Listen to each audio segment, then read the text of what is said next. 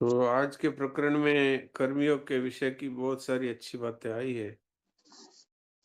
और कर्मयोग को ज्ञान योग से भगवान ने श्रेष्ठ जगह जगह बताया है। महाराज जी ने विशेषता से इस बात को स्पष्ट किया है और यहाँ तक एक ये बात कह दी कि ज्ञान योगी है उसमें अहम का सूक्ष्म अंश रह सकता है, लेकिन कर्मयोगी में वह सर्वथा मिट जाता है। क्योंकि ज्ञान योग में असत और असत पहले दोनों रहते हैं, फिर असत का त्याग होता है। तो फिर भी असत की एक प्रकार से सत्ता थी, तभी तो असत का त्याग किया। तो वो जो अहम है, सूक्ष्म त्यागी हूँ, इस तरह का अहम रह जाता है। अथवा ये ब्रह्म में भी, जो मैं ब्रह्म हूँ, इस तरह से भी सूक्ष्म अहम रह सकता है। तुलसीदास जी महाराज ने कहा है कि बिना भक्ति के जो आभ्यंतर मल है अर्थात सूक्ष्म अहम है, वो मिटता नहीं। तो कर्मयोग है, इसको श्रेष्ठ बताया गया है। और भागवत में भी ये बात आई है। तो पहले ज्ञान योग बताया, फिर कर्मयोग, फिर भक्ति योग। ऐसे ही गीता जी में भी पहले ज्ञान योग, फिर कर्मयोग, फिर भक्ति योग। अर्थात ज्ञान योग से श्रेष्ठ कर्मयोग और कर्मयोग से श्रेष्ठ भक्ति योग है। अब नित्य सन्यासी की बात आई है कि नित्य सन्यासी कौन है। तो एक तो स्वरूप से अग्नि का त्याग कर दिया, घर का त्याग कर दिया। और एक है जो किसी भी प्रकार के कर्म करने में ये मैं अपनी वस्तुएं दे रहा हूं, ऐसा जिसका भाव नहीं है। संसार की वस्तुएं हैं और संसार की सेवा में लग रही है, तो इसका फल चाहने का मेरे को अधिकार ही नहीं है। अर्थात केवल दूसरों के हित की दृष्टि से कार्य करता है, तो फिर उसमें अहम नहीं रहता। क्योंकि मेरी वस्तुएं हैं, मैं दे रहा हूं, तब अहम रहता है।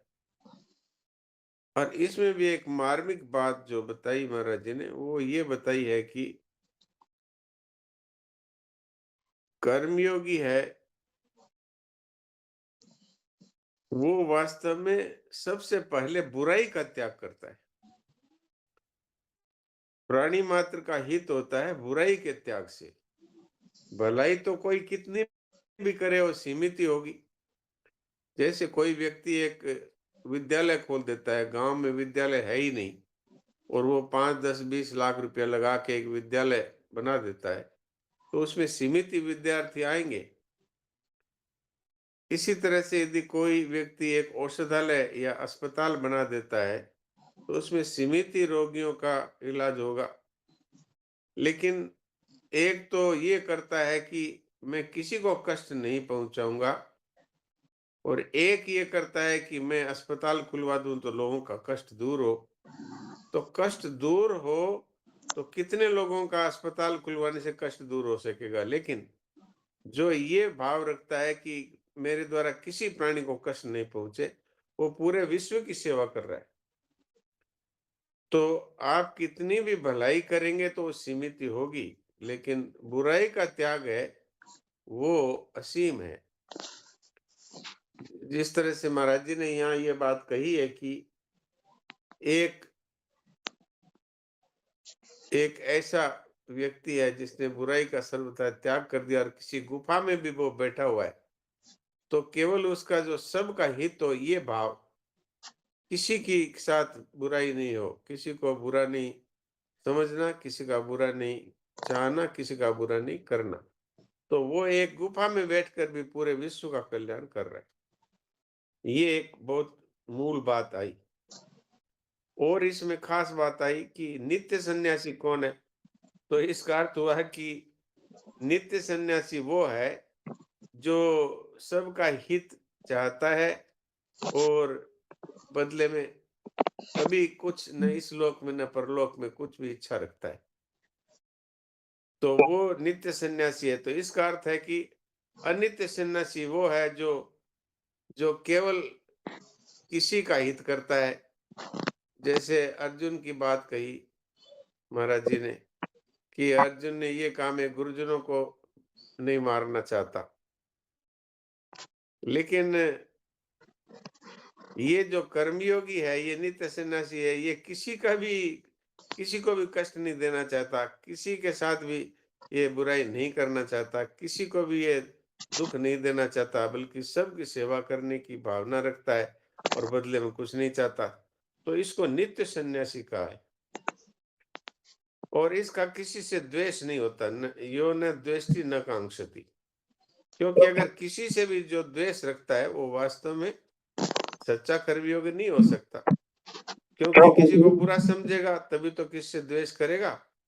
तो अगर किसी को बुरा समझता है, किसी का बुराई चाहता है और किसी की भलाई करता है, वो नित्य सन्यासी नहीं है, वो वास्तविक कर्मयोगी नहीं है। कर्मयोगी तो वही है कि जो प्राणी मात्र का हित चाहता है और बदले में कुछ भी नहीं चाहता।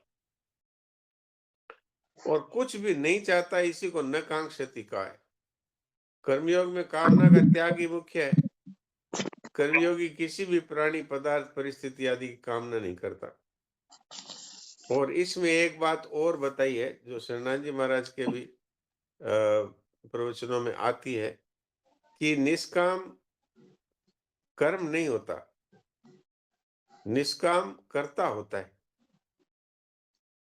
क्योंकि निष्काम कर्ता से ही निष्काम कर्मयोग का आचरण होता है। इसलिए जहां पर मुझे कुछ नहीं चाहिए, इस तरह का भाव है, वो स्वयं से होता है। अभी बहन जी ने पूछा ना, भाई स्वयं क्या है? तो स्वयं है, जैसे हम कहते हैं कि अ, हम मान लीजिए किसी से प्यार करते हैं, तो मन से करते हैं कि स्वयं से करते हैं? पुत्र से प्यार करते हैं या पति से प्यार करते हैं, तो हम स्वयं से करते हैं कि मन से करते हैं? वास्तव में हम स्वयं से ही प्यार करते हैं। तो स्वयं का अर्थ यही है कि जो मन बुद्धि इंद्रियों से भी श्रेष्ठ है, जो जो अपना होनापन है, जिसमें अपना अस्तित्व है, जिसको आत्मा कहते हैं, वास्तव में वो स्वयं उसी का नाम है। यद्यपि जैसे कि बद्री भाई जी ने भी कहा कि मयि अमनादत् स्वयं मयि बुद्धिम निवेशय निवेशयसि मयि वातो ऊर्ध्वं न संशयः। यहाँ पर गीता जी में ये बात भी आई है कि मुझ में बुद्धि को लगा दे, मुझ में मन को लगा दे, तू फिर तेरा मुझ में नित्य ही निवास होगा। तो कहीं-कहीं पर मन बुद्धि की बात कही गई है, लेकिन उसका अर्थ भी स्वयं से ही है।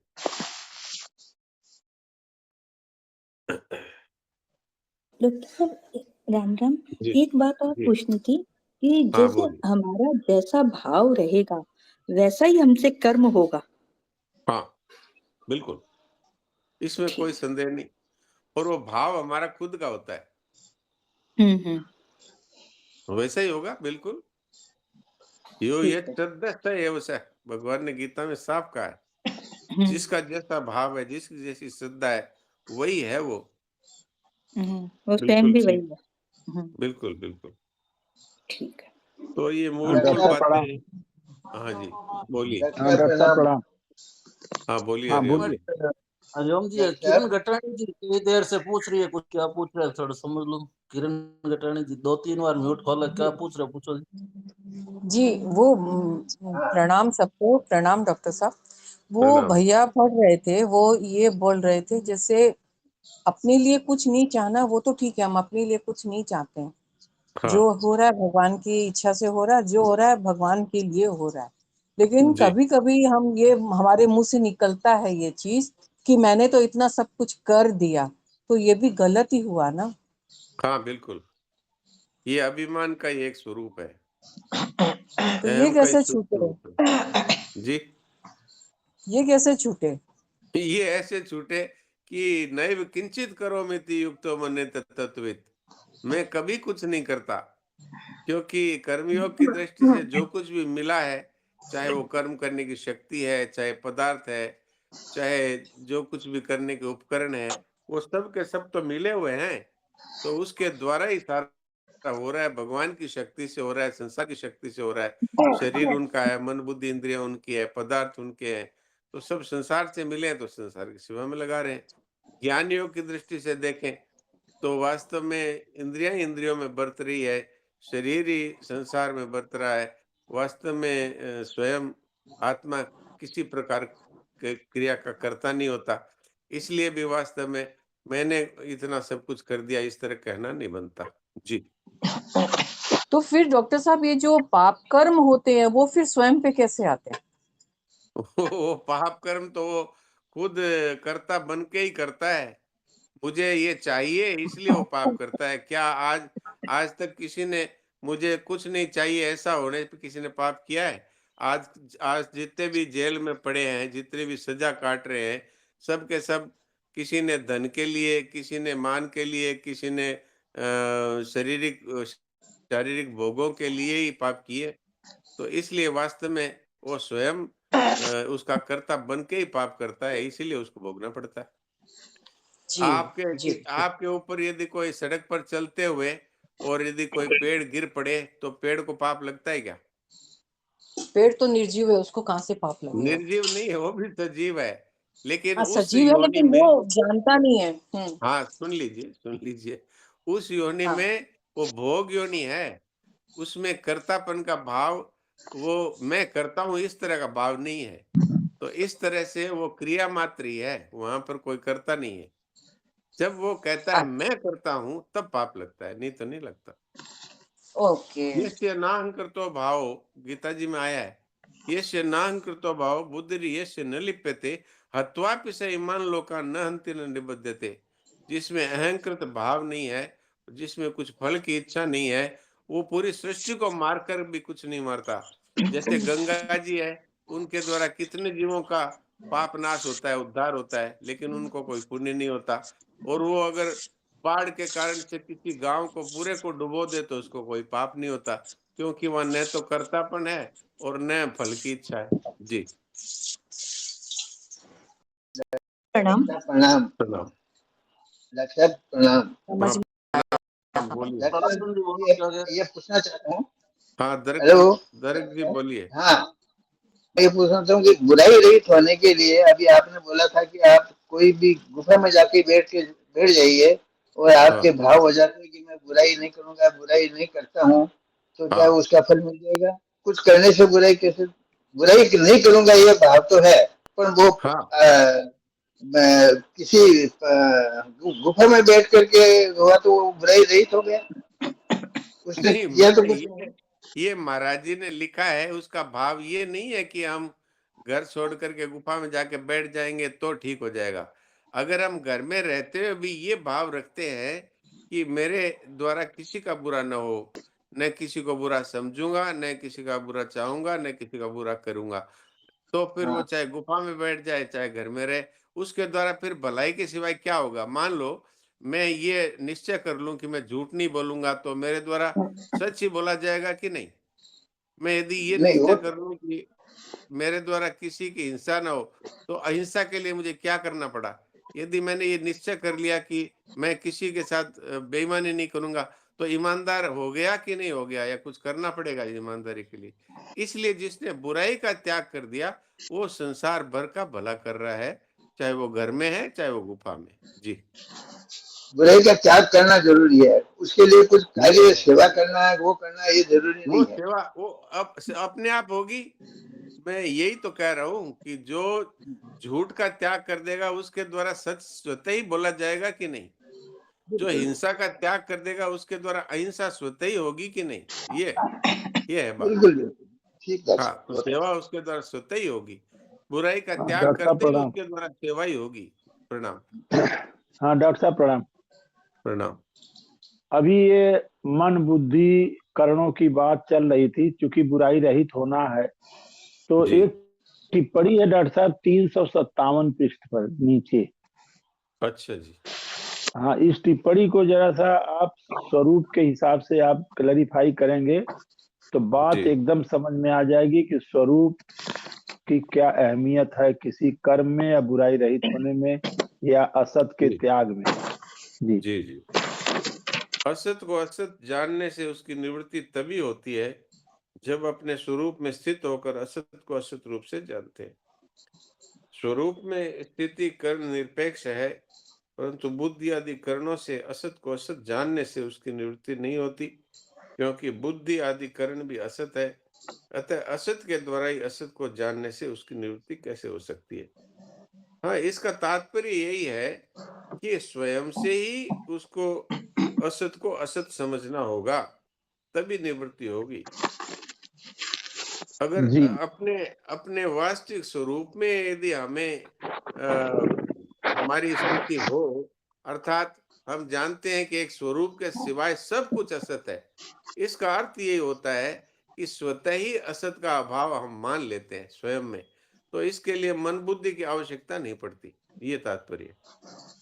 और इसके अलावा डॉक्टर साहब ये है ना कि जैसे वाणी में आता है स्वामी जी के कि संसार को संसार ही देखता है, तो ये जी, करण असत होते हुए भी विषयों को इंद्रियों के माध्यम से मन बुद्धि भी सत रूप से देखने लगता है, महत्व हाँ, बुद्धि कर लेता है। हाँ जी, ये सबसे बड़ा खतरा है। हाँ, ये खतरा है। और जब तक स्वयं में भोगों के प्रति आकर्षण है, तब तक मन बुद्धि उन्हीं में जाते रहेंगे, क्योंकि मन बुद्धि वहीं जाते हैं जहां आपका आकर्षण है। जी, इसलिए स्वयं से ही त्याग होता है।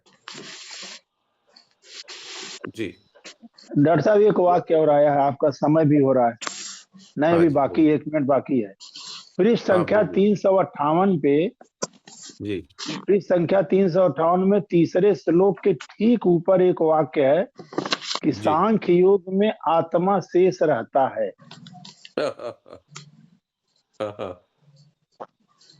सांख्य योग में तो अहम का सूक्ष्म संस्कार रह सकता है, पर कर्म योग में क्रिया और पदार्थ से सर्वथा संबंध विच्छेद होने से अहम का सूक्ष्म संस्कार भी नहीं रहता। कर्म योग में अकर्म शेष रहता है और सांख्य योग में आत्मा शेष। आत्मा शेष रहता का मतलब केवल आत्मा ही है रूप से रह जाता है, बाकी सबका अभाव अनुभव में आ जाता है, ये तात्पर्य। तो डॉक्टर मतलब साहब ये इसको आत्मा को अकर्म रूप से माने। नहीं, वो सांख्य योग की बात है, इसलिए वो आत्मा को ही सत्य मानिए, बाकी सब कुछ असत्य है, ऐसा मानना है। प्रणाम डॉक्टर साहब, प्रणाम। यही प्रणाम, यही प्रणाम। चिंता मेरी भी थी। साहब हाँ, नारायण नारायण, पहले ये प्रीति अग्रवाल जी कुछ पूछ रहे हैं, उनसे पूछो क्या पूछ रहे हैं। प्रणाम। हाँ जी प्रीति जी, आप क्या बोल रहे थे? हाँ जी भैया, समय तो हो गया, लेकिन मैं तो सार रूप से पूछना चाह रही डॉक्टर साहब से कि डॉक्टर साहब, आदर्श की बातें तीनों योगों की बहुत सुंदर सुंदर स्वामी जी ने बहुत सरल तरीके से, और आप भी बहुत अच्छा समझाए हमको अभी। लेकिन डॉक्टर साहब, मैं अपने आप के लिए जब अपने आप को इंट्रोस्पेक्शन करती हूँ तो मुझे लगता है कि सत असत की बात समझ में आ गई पक्के में कि जो घट रहा है प्रैक्टिकली अभी तक जो जीवन जिए हैं उसके आधार पे सत असत समझा है, बस कि ये झूठा है ये सच है, इतना ही समझा है। बहुत बड़ी बड़ी ऊंची ऊंची बात आदर्श की मुझे नहीं करनी है। और कर्म योग समझ में आया कि सबकी सेवा करके और अपने को बदले में कुछ नहीं चाहना है। और तीसरा, कर्म मिश्रित भक्ति मुझे बहुत अच्छी लगती है। कोई कर्म बस ऐसे करने के लिए करता है और मुझे प्रेम से और तरीके से करना अच्छा लगता है। तो डॉक्टर साहब, हम लोग अभी कौन सी स्थिति में और हमको कैसे चलना चाहिए? नहीं, आपने ठीक ही बता दिया तीनों योगों के बारे में। और भक्ति मिश्रित कर्म योग है, उसमें साथ में भगवान का भाव आ जाता है कि ये जितने भी हैं ये साक्षात भगवान है, अथवा ये सब भगवान के ही जन है, तो उससे एक सरसता आ जाती है। तो तीनों ही योग कल्याण करने वाले हैं, लेकिन भक्ति योग सर्वश्रेष्ठ है। ठीक कहा आपने। और डॉक्टर साहब, यदि राग द्वेष बहुत ज्यादा यदि हम में होता अभी, तो हम ये बात समझने की भी हमारे में योग्यता न होती। ये भी आपका कहना ठीक है, पर कई बार क्या है कि राग द्वेष अंदर पड़े रहते हैं और हम किसी वस्तु को मन बुद्धि से समझ लेते हैं, इसलिए राग द्वेष को ढूंढ करके निकाल देना चाहिए। जी डॉक्टर साहब, बहुत बहुत धन्यवाद, प्रणाम। नारायण। हाँ, दास जी, प्रणाम, बोलिए। हाँ, प्रणाम डॉक्टर साहब, प्रणाम। हाँ, प्रणाम। ये जो अभी हरिओम जी ने 3 लाइन पढ़ी थी ना, तो हाँ उसी जी, वहीं मेरा डाउट था ये कि कर्म योग में अकर्म शेष रहता है। हाँ। हाँ, अकर्म से बोलता है, हाँ। और कर्मयोग में सांख्य योग में क्योंकि आत्मा ये शेष है रहता है। ही। हाँ जी, आप बोलिए पूरा पहले। हाँ, कर्म योग में अकर्म शेष रहता है। हाँ, अकर्म का अर्थ है कि उसका कोई फल नहीं बनता, इसलिए भगवान मजबूर होकर उसको स्वयं ही प्रकट कर देते हैं आत्मा के रूप में। उसको आत्मज्ञान हो जाता है। अब वो कर्म तो उसने कर दिया और बदले में कुछ चाहता नहीं, तो भगवान की ये विशेष कृपा है कि उसको आत्मज्ञान प्रदान कर देते हैं, उसी को अकर्म कहा। जी, और सांख्य योग में आत्मा शेष रहता है। आत्मा से उसको भी अंत में वही आत्मज्ञान हो जाता है, बाकी आत्मज्ञान, सब जी। कुछ अभाव हो जाता है। सांख्य योग में तो असत भावने विद्यते, दूसरे का हाँ, 16 सत हाँ, हाँ, अभावने विद्यते। सत का जी, अभाव नहीं होता, इसलिए आत्मा ही शेष रह जाता है, और असत का अभाव हो जाता है, इसलिए और कुछ रहता ही नहीं। जी, हाँ, स्वरूप में स्थिति हो जाती है उसकी, स्वरूप में स्थित हो जाते हैं दोनों में ही। दोनों उसमें में भी ही। अकर्म के रूप में आत्मा का ज्ञान हो जाता है, और इसमें हाँ, भी अंत में आत्मा ही शेष रह जाता है, बाकी सबका अभाव हो जाता है। जी, बहुत सुंदर। नारायण, नारायण, नारायण, नारायण प्रणाम। तो प्रणाम, डॉक्टर प्रणाम। साहब इसका मतलब ये हुआ कि जी, अकर्म, आत्मा, स्वरूप बोध, निजानंद, तत्व ज्ञान, ये सब पर्यायवाची हुए। सब पर्यायवाची है, बिल्कुल बिल्कुल। जय हो, आप ठीक कह रहे हैं। एकदम नारायण। बढ़िया, अब स्पष्ट हो गया जी। एक बात प्रणाम। और पूछने की मन में तो है। हाँ, बोलिए बोलिए। अगर समझ लीजिए ना, कोई तरह का एक संकल्प ले लिया कि है ना, हाँ जी, हमको झूठ नहीं बोलना है, हमको सत्य ही बोलना है। हाँ हाँ, हाँ जी, तो हाँ बोलिए। हमको संकल्प लेना है। और अब कोई छोटा छोटा कोई तरह का झूठ अब समझ में ही नहीं आता कि वो झूठ है या क्या है, और समझ में बाद में आया, लेकिन वो निकल गया मुंह से। अब हाँ तो अब वो अपन तो लिए कि अपन सत्य बोलना है, और वो हो जी, गया कोई कोई झूठ बीच में। तो अब हाँ मन में आता है कि देखो, लिया और पूरा भी नहीं हो रहा हमसे। जी, तो अब क्या करें? मतलब कभी-कभी हाँ निकल जाता है कोई चीज़, जैसे ना कोई टाइम हाँ पूछता है समझो, और हाँ 5:30 हुआ है और 5:35 बता दिया, ठीक है इतना हुआ है, ऐसे बता दिए। या हाँ हाँ विचार है, ऐसा नहीं बोल के बोल दिया हाँ ऐसा है। ऐसे हाँ छोटी-छोटी बातें जो पहले स्वभाव में नहीं थी, वो निकल हाँ गई। तो अब कैसे टिकें? हाँ, इसके लिए जो आपका ये भाव है ना अंदर से कि मेरे को झूठ नहीं बोलना है, भगवान हुँ, इस भाव को महत्व देते हैं। आपके द्वारा इस तरह से अनजाने में हुई भूलों को भगवान कभी ध्यान नहीं देते। रहत इन प्रभु चित चूक किए की, करत सुरत सो बार ये की। भगवान का इतना अच्छा स्वभाव है, इतने कोमल है, कोमल चित्त दीन दयाला, कारण बिन रघुनाथ कृपाला। तो इस तरह से जो स्वभाववश या आदतवश या भूलवश जो हो जाते हैं, उनको आनुषंगिक पाप कहते हैं। वो एकादशी से और बलि विश्वदेव से इससे मिट जाते हैं, और भगवान की क्षमाशीलता से वो मिट जाते हैं साधक के लिए। इसलिए उसके लिए ले आपको कोई चिंतित होने अब की जरूरत नहीं है। हाँ, जब भी इस तरह का लेकिन अपराध हो, उस समय हाँ, भगवान के सामने खड़े होकर के और कान पकड़ के माफी मांगे, और शरीर में बल हो तो कान पकड़ के 10 उठक बैठक लगाए एक भूल के लिए, तो ये मिट जाती है। जी, लेकिन आगे से तो हमको सावधान ही रहना है ना, आगे से हरदम। तो सावधान रहना ही, अपनी हाँ, सावधानी में तो कमी नहीं करनी है। पर कई बार हुँ, आदतवश हो जाती है, कई बार भूलवश हो जाती है, अनजाने में हुँ। कई पाप हो जाते हैं, उन्हें आनुषंगिक पाप कहते हैं। भगवान कृपा करके उनको क्षमा कर देते हैं। अपने मन का भाव देखते हैं भगवान। हाँ, जी, ठीक है। जी, हाँ जी, नारायण। नारायण नारायण।